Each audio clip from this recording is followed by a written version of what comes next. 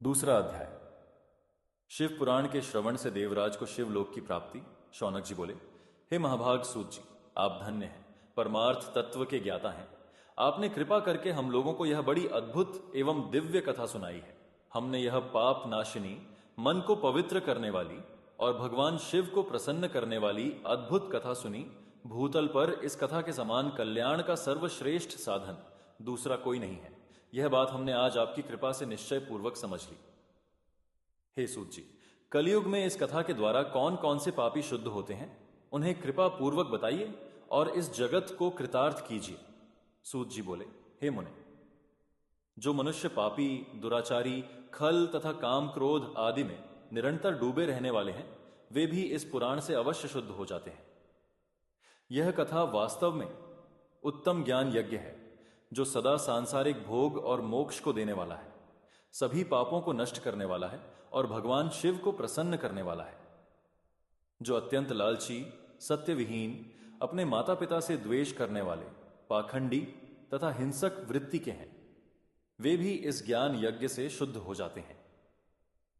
अपने वर्णाश्रम धर्म का पालन न करने वाले और ईर्ष्याग्रस्त लोग भी कलिकाल में इस ज्ञान यज्ञ के द्वारा पवित्र हो जाते हैं।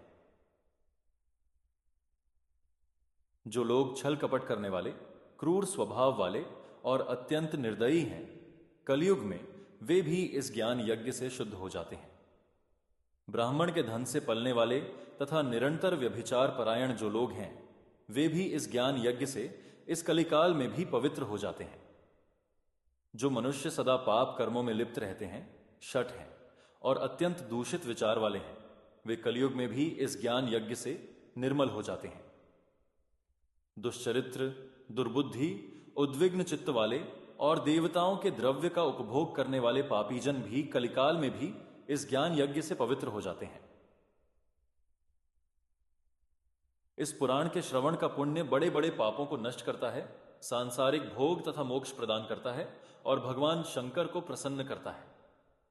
इस संबंध में मुनिगण इस प्राचीन इतिहास का उदाहरण दिया करते हैं, जिसके श्रवण मात्र से पापों का पूर्णतया नाश हो जाता है।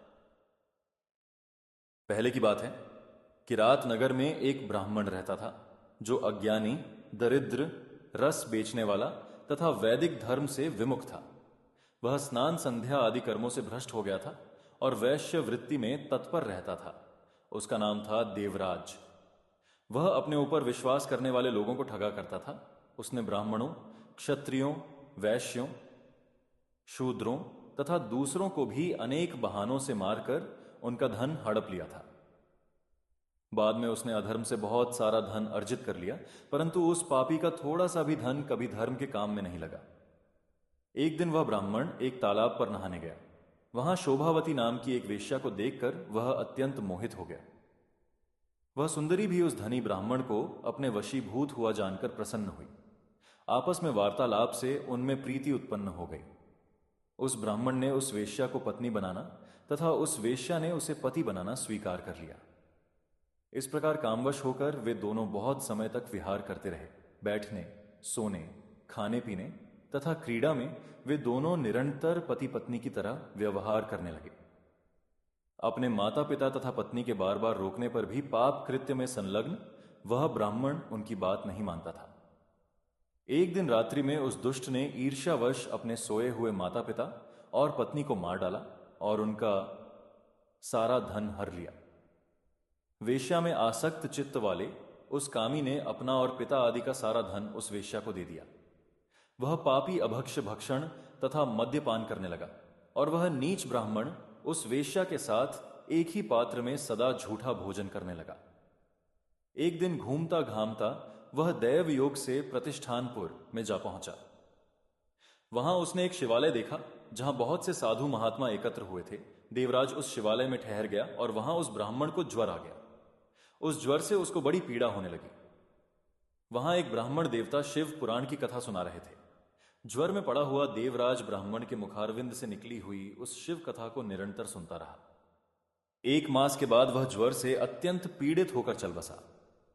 यमराज के दूत आए और उसे पाशों से बांधकर बलपूर्वक यमपुरी में ले गए। इतने में ही शिवलोक से भगवान शिव के पार्षद गण आ गए। उनके गौरंग कर्पूर के समान उज्जवल थे। हाथ त्रिशूल से सुशोभित हो रहे थे। उनके संपूर्ण अंग भस्म से उद्भासित थे और रुद्राक्ष की मालाएं उनके शरीर की शोभा बढ़ा रही थीं। वे सब के सब क्रोध करते हुए यमपुरी में गए और यमराज के दूतों को मार पीट कर बारंबार धमकाकर उन्होंने देवराज को उनके चंगुल से छुड़ा लिया और अत्यंत अद्भुत विमान पर बिठाकर जब वे शिवदूत कैलाश जाने को उद्यत हुए, उस समय यमपुरी में बड़ा भारी कोलाहल मच गया। उस कोलाहल को सुनकर धर्मराज अपने भवन से बाहर आए।